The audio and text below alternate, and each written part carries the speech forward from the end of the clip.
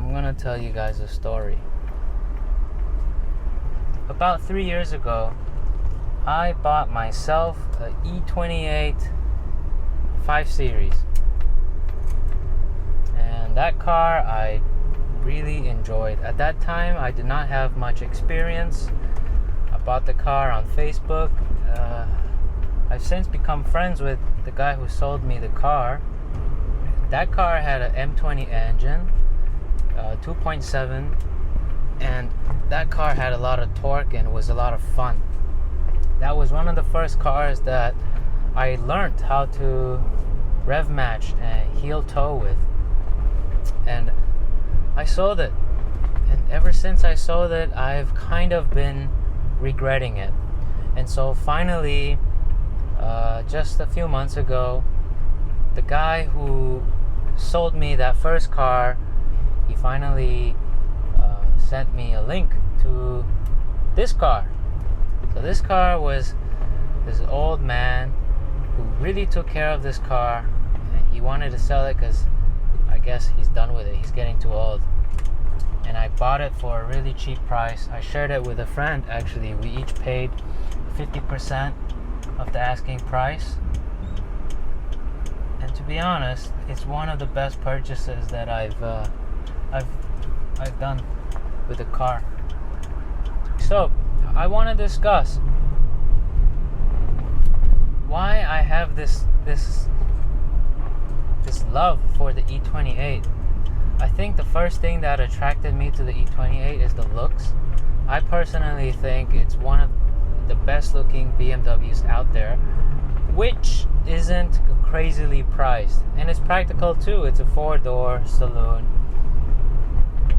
In the modern world, it's no longer a big car. This would be considered relatively mid-sized, if not a little bit small, depending where you live. But after I got to drive it, I really enjoyed the driving experience that it has to offer. It is miles different from the E34. Miles different. It feels like it's from a different time. So what I hope to discuss today is, can you still enjoy an entry-level 5 Series even after having owned the E34 M5? Does bigger always mean better? Now by bigger I mean displacement. Now if you had asked me 2 years ago or even 3 years ago, would I ever consider buying the base level E28 5 Series, I probably would have said no. Ew, why would I want a 2-liter? But over time, my views have changed. I started to realize, it's not always about big power. And over the past few weeks, having driven some of the quirkier cars from France, I really have this appreciation, this growing appreciation of slow cars. Slow car can be fun. This is a new thing for me. If you look at Peugeot or even Alfa Romeo, sometimes the most desirable models are actually the ones with the smaller displacement. Am I right? If you look at the 205 series, which one is the purest one? The rawest 205 you can buy, apart from the crazy mid-engined one, the T16. Apart from that, which front-wheel drive 205 can you buy that's the rawest one? And the answer is the 205 Rally, or Raleigh. I don't know how you pronounce it. That car has a mere 1.6 carbureted engine, and it's only making like 100 horsepower. That's even less than the GTI. But people who enjoy driving, that's the car that they prefer. Now going back to Alfa Romeo did a similar thing with their 105 series cars, the GTA. The GTA has a 1600 cc engine, which is on the lower end of displacement of the engines that they did offer at that time. So they did the 1600, the 1750, and then later followed by the 2000. But the enthusiasts, they tend to go for either the 1600 or the 1750. So why is it that with BMW, why do people always only prefer the bigger displacements?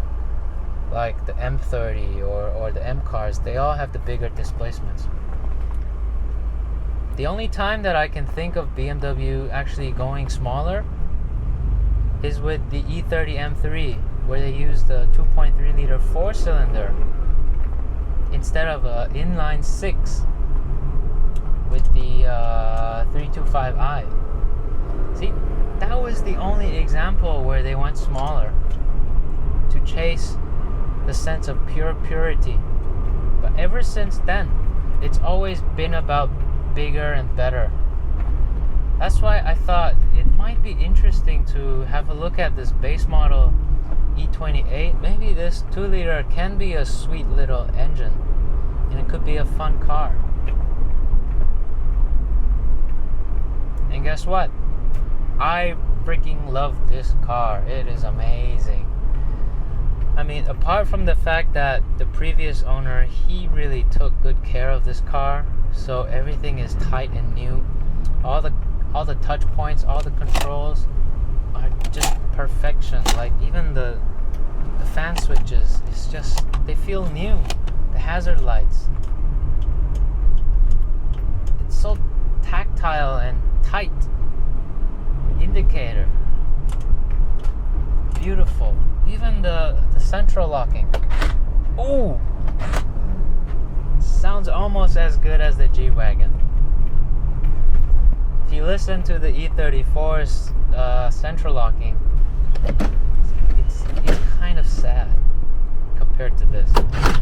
Okay, so apart from the fact that this car is in a great condition, what makes it so likable?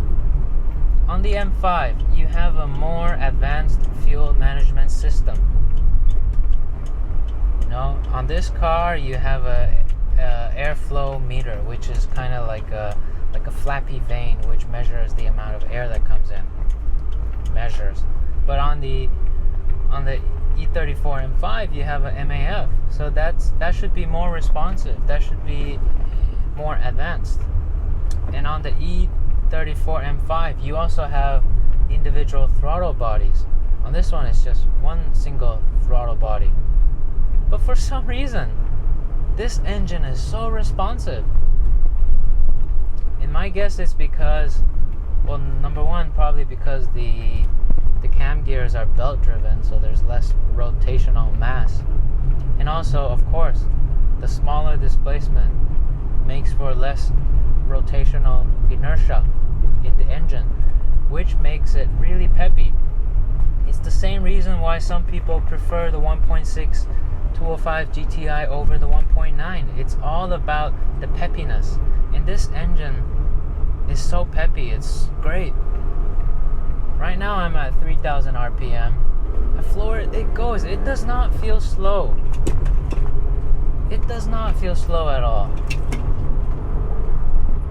One thing that I have to say though is the suspension. This suspension is tuned for extreme comfort. Let's just say that. There's a lot of vertical movement. I think the damping technology, the suspension technology is nowhere as good as the E34. But that's not how you drive this car. You drive this car relaxed. You don't push it. You don't challenge it. And you just enjoy the smoothness of this engine. This inline 6, this M20 is so smooth. It's like stirring your finger in honey. It's so smooth. You don't feel any harshness. In fact, I am willing to bet that this engine is smoother than the S38. It's beautiful. It's so creamy. controls are so well judged. Everything feels coherent. The steering weight matches the shifter weight. It matches the accelerator weight. It matches the brake weight. It feels very coherent. You can be extremely smooth when you drive this car. You can drive it in a way that if there's a person sitting in the back, he's not gonna know that this is a manual gearbox. It's one of the easiest manual cars that I've driven. And because of that, it's rewarding. You are so satisfied when you do a perfect shift. One of the defining things of a car that gives you driving pleasure, I know it sounds a little bit dirty, but driving pleasure is about the feedback, how communicative the car is to you. And usually these forms of communication is done through the vibrations, through all the touch points. In this car, everything is fizzing, everything, but it's not in your face. If I were to describe vibrations as perhaps sound, because sound is a form of vibration too. I know there are like YouTube videos that play music that has been altered so that it sounds like it's playing from another room and you can hear it through a wall. This is what this car feels like. It's so warm. I don't know how to explain it, but it just, you can feel this warmth. So it's like creamy and warm. I know it sounds very sexual, but it's extremely satisfying. The throttle pedal, the progression is just spot on.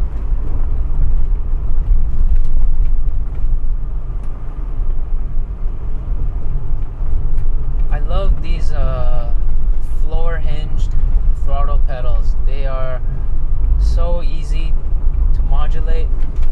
Generally they have a longer travel, which I don't mind at all. And it makes it very easy to rev match or heel and toe. Speaking of heel and toe, this car is so easy to heel toe. Normally I would complain if I cannot hear the engine while heel towing, but in this car, I'm not complaining. It's so easy. I don't even need to hear the engine. I can feel it. I feel it everywhere. It's communicating to you through the steering wheel, the gear stick, the pedals, and partly through the chassis as well. You know, the newer luxury cars, I think they're missing out on something. So isolation can be comfortable, can be comforting, but you know what? Having some noise, it actually can put you into this meditative state. The same reason why some people who cannot sleep, you know what they do? They listen to white noise. And this car is like listening to white noise. But instead of listening to it with your ears, you're listening to it with your body. Does that make sense? I hope I'm not getting too philosophical with this video, but I'm really trying to pinpoint the joy of driving a car like this. And nothing about this car, because of its age, make you feel like it's letting you down. It keeps up with modern traffic just fine. It's powerful enough. It's like 130 something horsepower. It's adequate for this car. And as long as the response of the engine is good, you don't feel that it's too slow.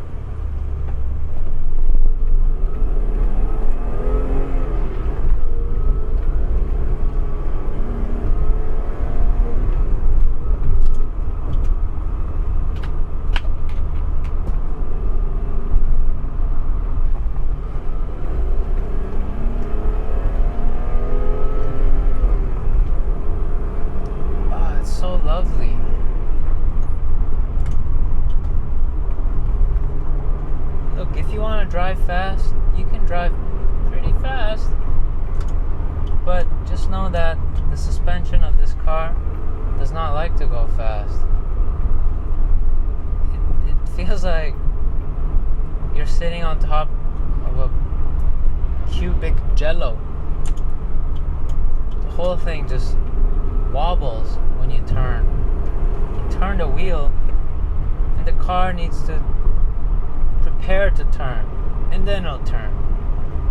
Watch this. Oh, terrible. It feels like it's swinging the whole body into a turn.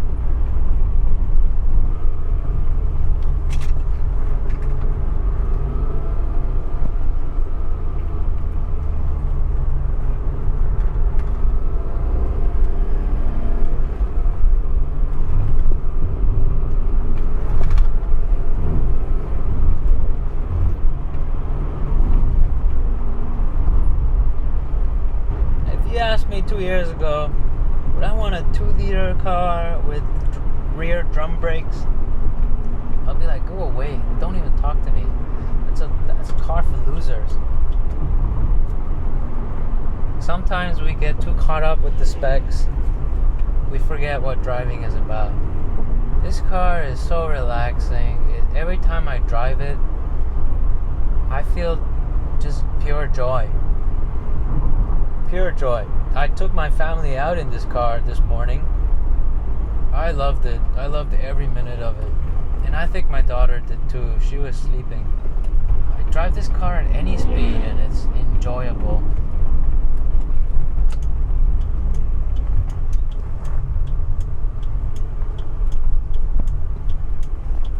And we are back. And considering the fact that for the price of the E34 M5, I could buy 10 of these. This car is a bargain. It's a crazy bargain.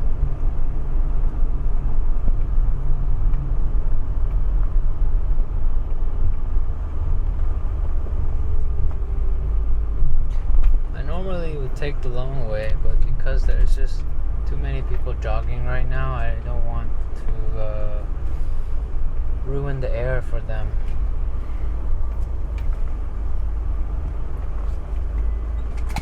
Okay, this ended at that. Thank you for watching.